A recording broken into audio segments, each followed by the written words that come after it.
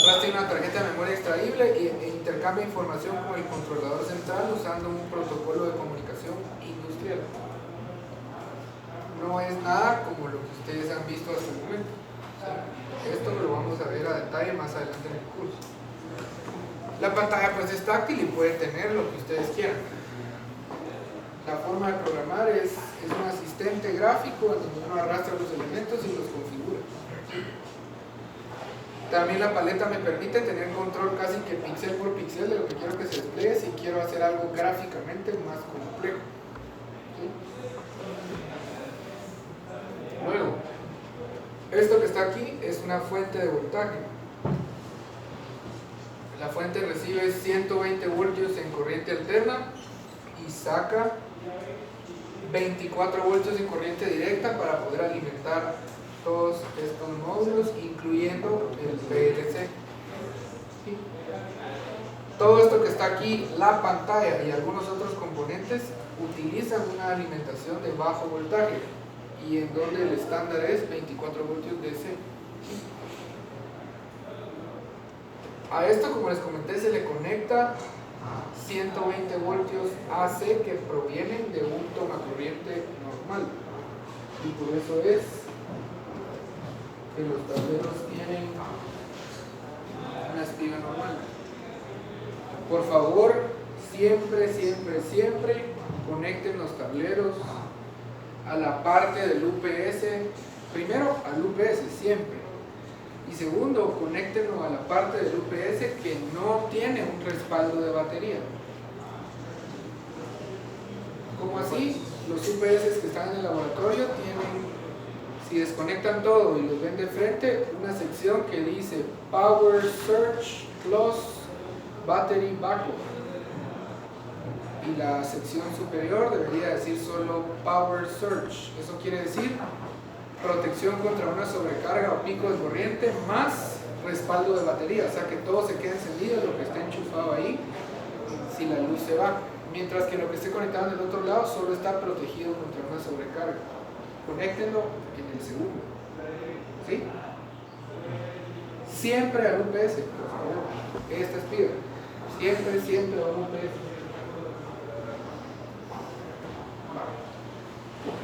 Luego, esto que está aquí es un timer. ¿Cómo es un timer? ¿En dónde han visto ustedes los timers con anterioridad? ¿En qué contexto han escuchado esa palabra? En los microcontroladores. Entonces, traten de migrar ese concepto a un controlador industrial. ¿Ustedes creen, usando su lógica de sentido común, que este tipo de controladores deberían o no también soportar la creación de timers? Sí, vía software. Pero ¿qué pasa si mi aplicación no amerita, por la complejidad, el tener un controlador programable? Si no estoy haciendo única y exclusivamente una aplicación súper sencilla en donde voy a decidir que no quiero utilizar el controlador programable. Entonces, este componente físico es un timer. ¿Sí? Ahora, lo que lo hace realmente complicado es la forma de ajustarlo. ¿Alguien sabe cómo ajusto a qué, cuál es el tiempo del timer? Es súper complejo, solo miren. ¿Sí? Si quieren menos, gira para acá, si quieren más, para acá. Entonces el timer cuenta esa cantidad de tiempo y luego avisa. ¿Sí? Este es un timer entonces mecánico. ¿Sí? Entonces hay un timer interno aparte de ese adentro del controlador. Adentro del controlador hay, dependiendo del modelo, 50, 100 o hasta 300 timers que vos puedes como programador escoger utilizar o no. ¿Cómo se hace? Solo se hace una inicialización en código para comenzar a utilizar el timer. Pero, respondiendo a tu pregunta, hay varios incorporados adentro y de qué depende la cantidad total de la memoria del computador. ¿Sí? Además, vamos a ver en el curso siguiente que existen distintos tipos de timer. Estos timers, los más baratos, solo traen un modo de funcionar. Y si no les sirve ese, se fregaron, tienen que comprar otro adecuado. Los más caros traen un deep switch con múltiples posiciones para que ustedes seleccionen qué tipo de timer quieren que sea. Mientras que programación, ustedes saben que con un par de teclazos cambio la función de un timer. Y al final es exactamente lo mismo. ¿Sí? ¿Qué es todo esto? Todo esto, todo esto, todo esto, todo esto. Casi la mitad de lo que está dentro del pan.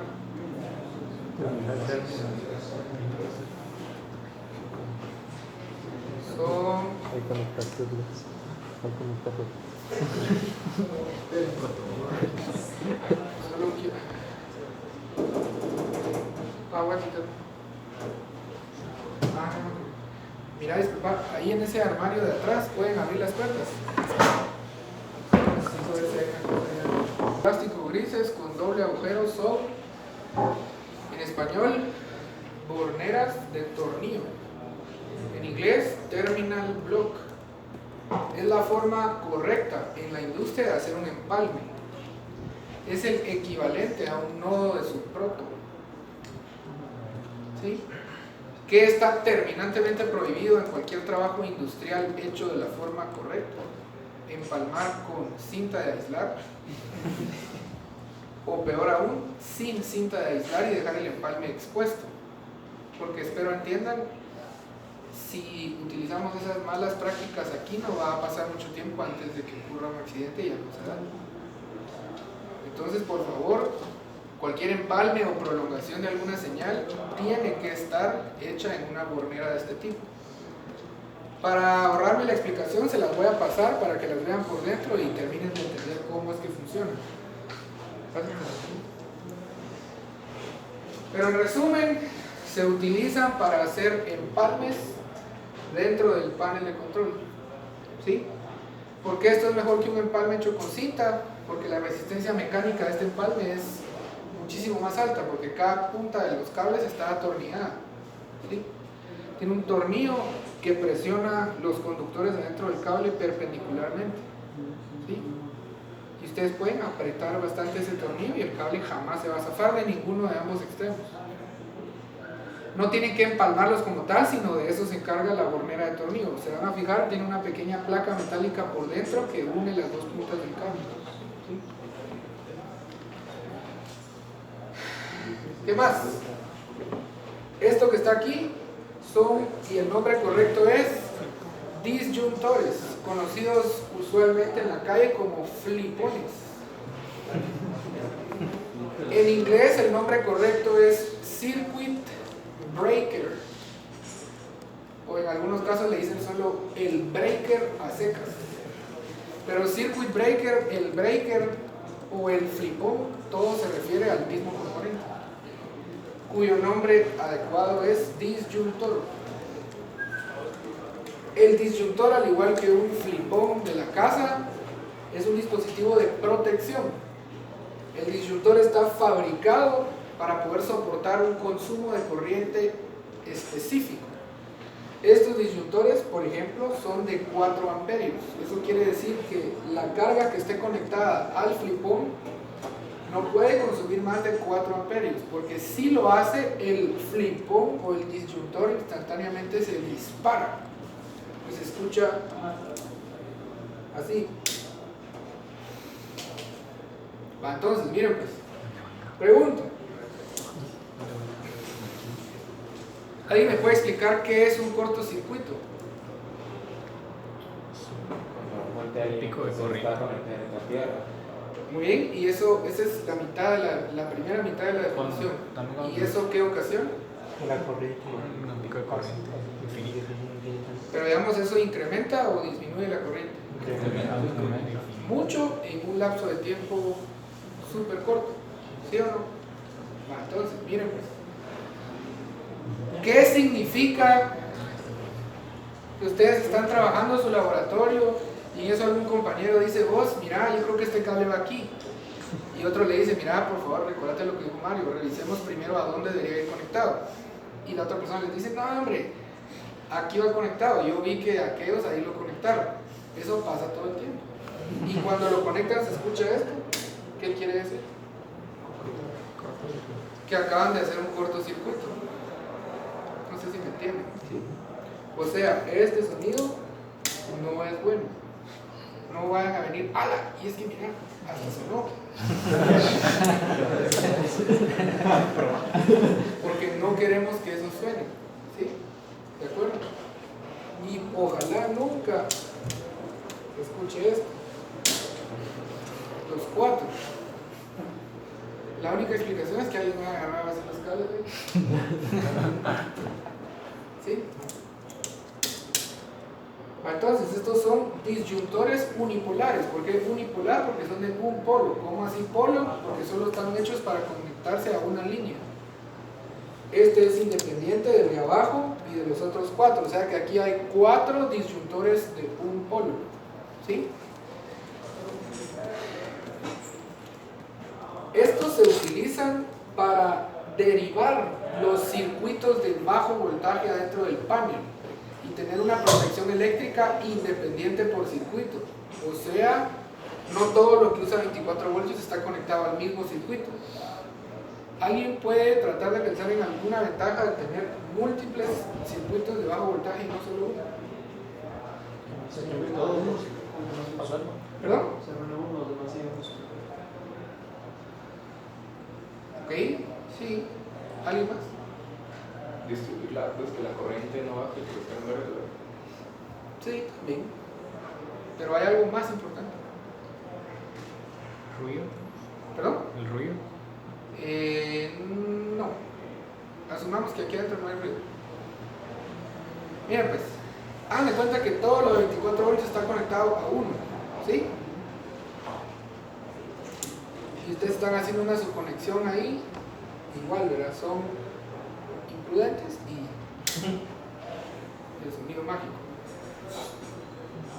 Haciendo de cuenta que les tome 5 minutos revisar cada uno de los componentes que están conectados a 24 voltios en un panel 5 veces este, multipliquen 5 por la cantidad de componentes que tendrían que revisar para ver si no tienen cortocircuito, porque como todo está conectado a uno solo. Mientras que, por el otro lado, si tengo múltiples y se dispara solo uno, voy al diagrama de conexiones eléctricas y únicamente reviso los que están conectados a ese circuito. Entonces, es una buena práctica el bifurcar la alimentación de los componentes de bajo voltaje para disminuir el tiempo requerido para hacer un diagnóstico. ¿Sí? Por ejemplo, ustedes jamás han visto el diagrama eléctrico de esto, ¿sí? Nunca.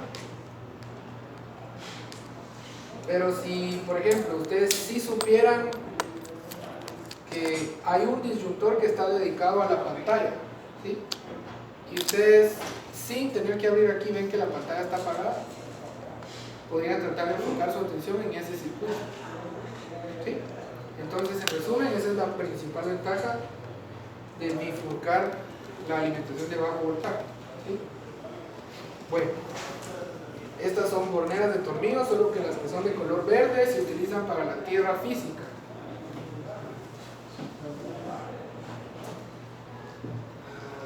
Esto que está aquí lo voy a explicar, pero no entra dentro del alcance de este curso, ¿sí? Porque estos 4 componentes que están así utilizan una alimentación trifásica que proviene de allá arriba, ¿sí? Eso no lo vamos a ver en este curso. Entonces, en otras palabras, no vayan bajo ninguna circunstancia a enchufar esta espiga.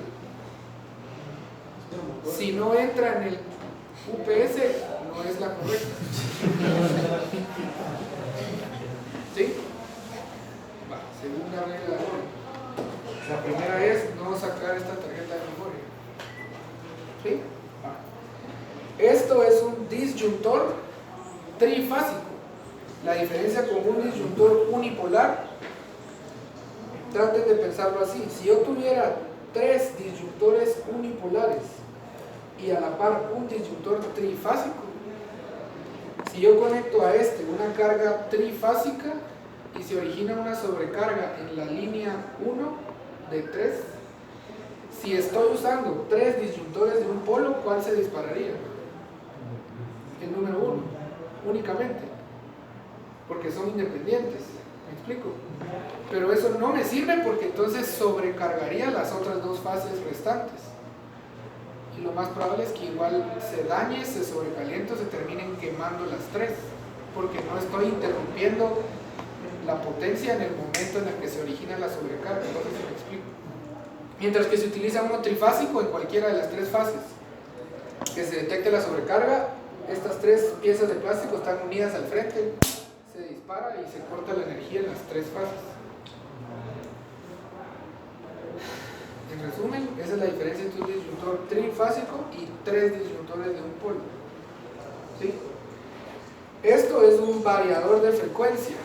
Hagan de cuenta que es el componente necesario para variar, o sea, incrementar o disminuir la velocidad de un motor industrial trifásico. ¿Sí? Esto lo vamos a dejar para el siguiente curso, cuando estemos conectando y usando en nuestros laboratorios los motores trifásicos. ¿Sí? Este es un guardamotor, es una protección trifásica. Aquí se enciende y cuando se dispara y el sonido que nadie quiere escuchar es este. ¿Cuál es la diferencia entre un guardamotor trifásico y un disyuntor trifásico? Hay muchas, pero la más importante es: estos están fabricados para poder soportar 6 amperios en cada una de las tres fases, y esa cantidad no la puedo modificar. Si luego le conecto algo más a la carga y necesito incrementar la capacidad del disyuntor, tengo que cambiarlo. ¿Sí? Mientras que un guardamotor tiene aquí un dial, y yo puedo con un desarmador Phillips graduar la corriente máxima que soporta antes de disparar. Espero vean, esto lo hace más versátil y útil para muchas más aplicaciones, y por eso es que esto se encuentra con tanta frecuencia en un panel. Horizontal es apagado, vertical es encendido. Arriba es encendido, abajo es apagado, izquierda es encendido, derecha es apagado. ¿Sí? ¿Algo que se me ha olvidado? Voy a ver esto. Ah, hasta abajo. Ah, sí. Ah, solo mis borneos. Siga, ¿cuáles?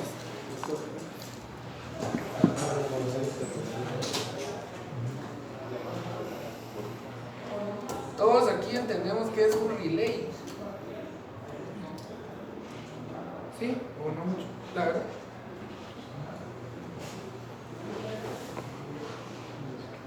Esos cuadritos de color blanco son relays industriales, ¿sí? Y de donde los acabo de desmontar es el socket del relay, ¿sí? Entonces, el socket está montado y fijo a este riel metálico que se llama riel DIN, D de dedo y latina, N de no. Y el relay está inserto en el socket. ¿Por qué necesito un socket? ¿A alguien se le ocurre? O sea, ¿por qué me tomo la molestia de ponerle un socket a los relays?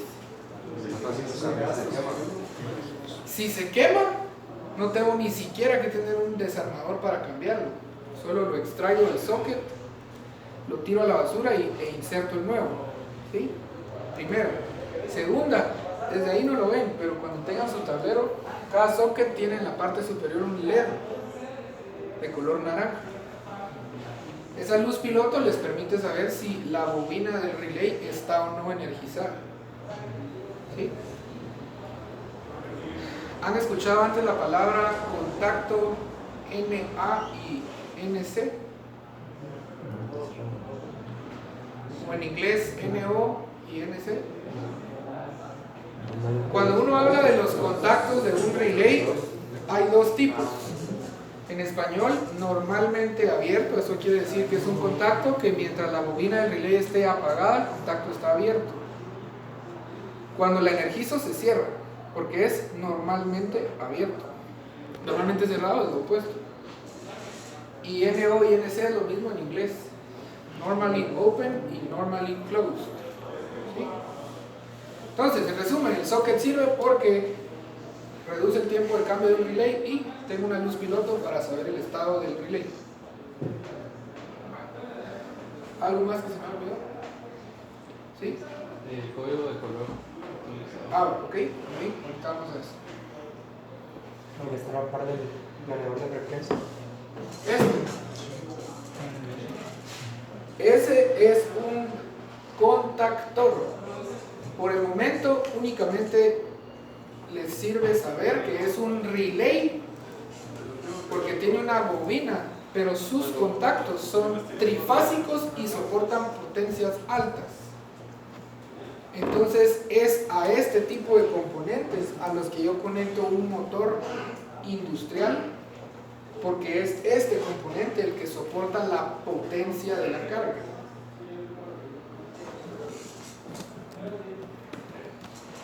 Ojo, si el motor yo quiero que gire a velocidad nominal, o sea, no quiero variar la velocidad, sino que gire a una velocidad fija, utilizo un contactor, porque cuando el motor está energizado gira a su velocidad nominal, cuando lo desenergizo se detiene.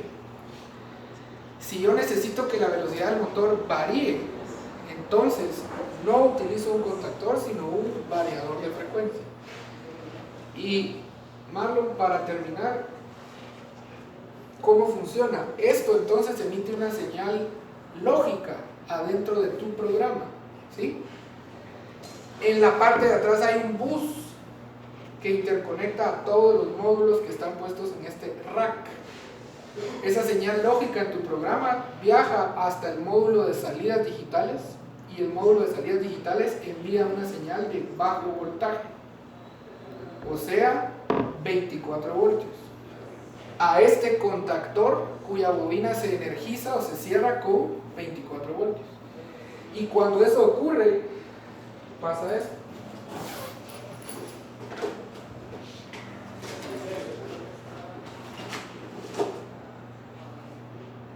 Esto se contrae y se escucha así.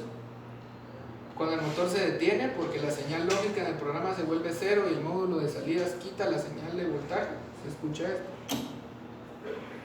Por eso si se paran a la par de un panel en operación van a escuchar a cada rato este sonido.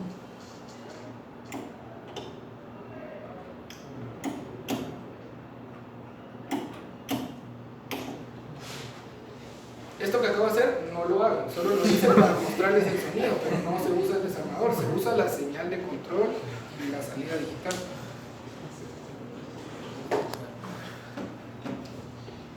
¿Preguntas?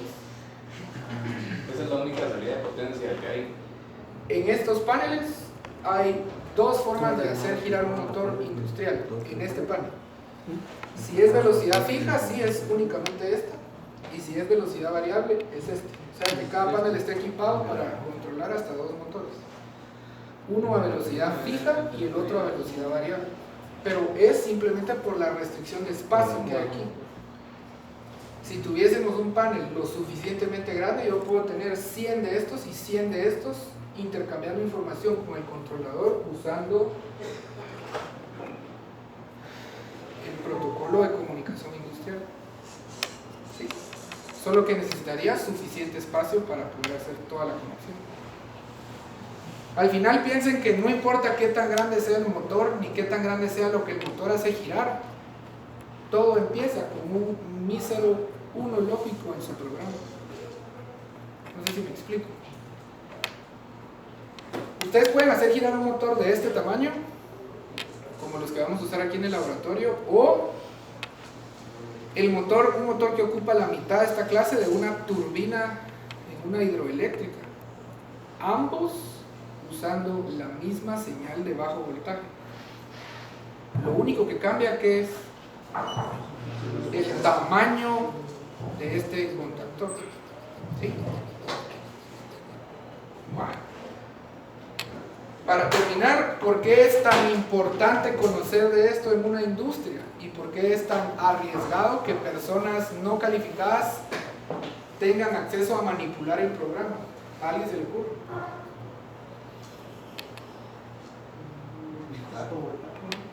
¿Perdón? Pero digamos que asumí que son electricistas que no se van a electrocutar. A ver, pregunta.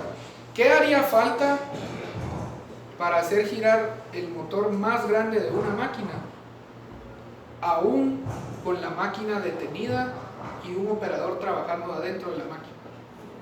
Obviamente, si la máquina está bien programada, no va a pasar, porque aunque yo intente girar, la programación defensiva del controlador evita que eso ocurra. ¿Están de acuerdo? Pero ¿qué tendría que hacer yo si sé hacerlo y tengo acceso al programa?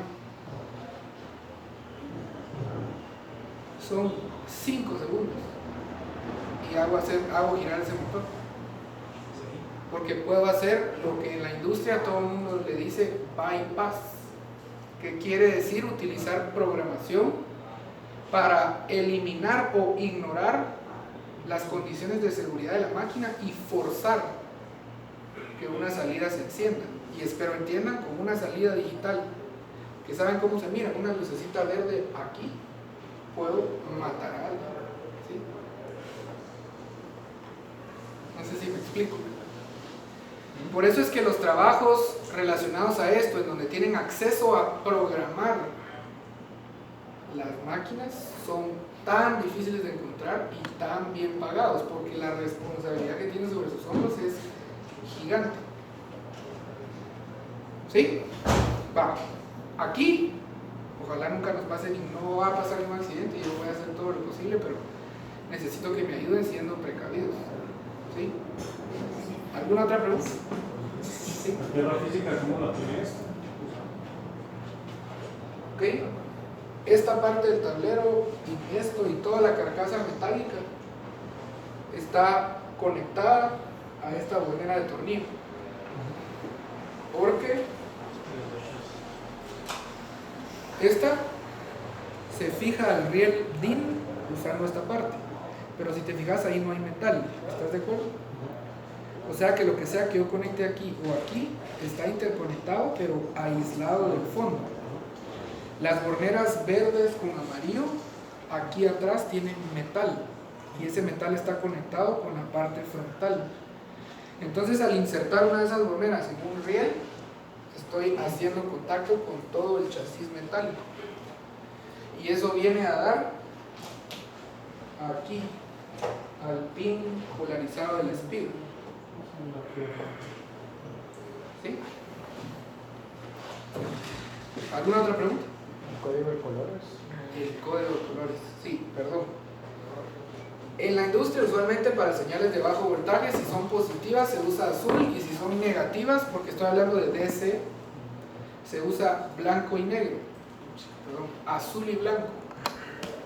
No es que se usen los dos, sino es un cable que tiene color azul-blanco.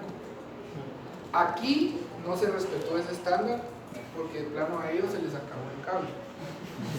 Aquí todo lo que es de 24 voltios o 0 voltios es azul. ¿Sí? Pero usualmente, y con eso pueden contestar la pregunta del laboratorio, azul y blanco-azul. ¿Sí? Calibre 18 o 20, dependiendo de la distancia que recorre el cable, el nivel de voltaje y algunas otras cosas. Pero usualmente, como las distancias que recorre el cable son cortas, porque son aquí mismo, se usa calibre 18. ¿Sí? Ahora, para señales en corriente alterna se utiliza un código de colores y calibres más gruesos.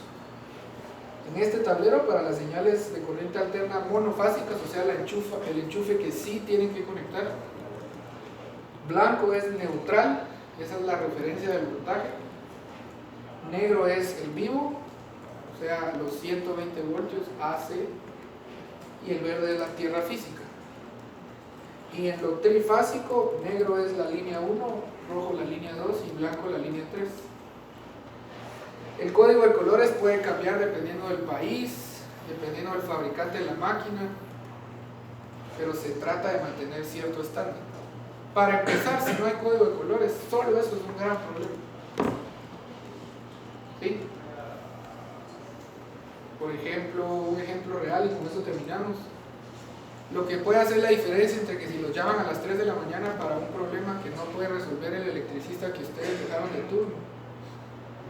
La diferencia entre si lo resuelven ustedes por teléfono o les toca levantarse a las 3 de la mañana y manejar hacia la planta, puede ser algo tan sencillo como entender a profundidad el código de colores y tener en su laptop o en su iPad el diagrama eléctrico de la máquina.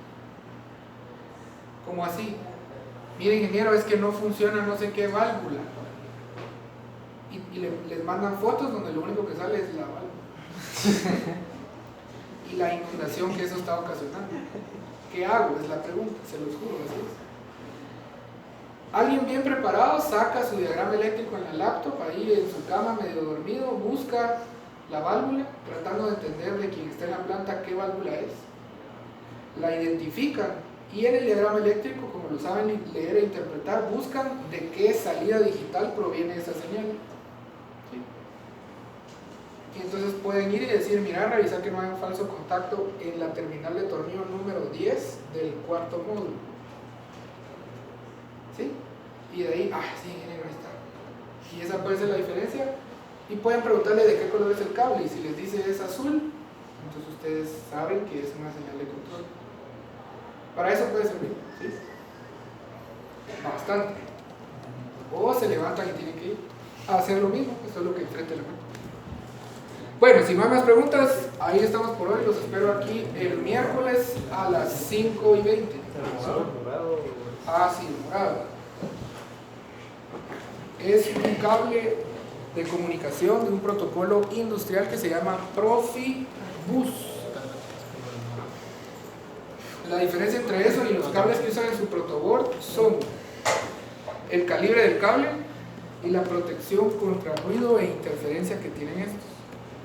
Estos tienen, no sé si lo ven ahí, 2 hilos verde y rojo. Cada uno de esos, el color verde y rojo es en realidad un forro, porque adentro está el conductor de cobre. Alrededor de eso tienen un blindaje de aluminio y alrededor de eso un forro de PVC. Y esto es lo que hace que los cables se blinden ante la interferencia o el ruido.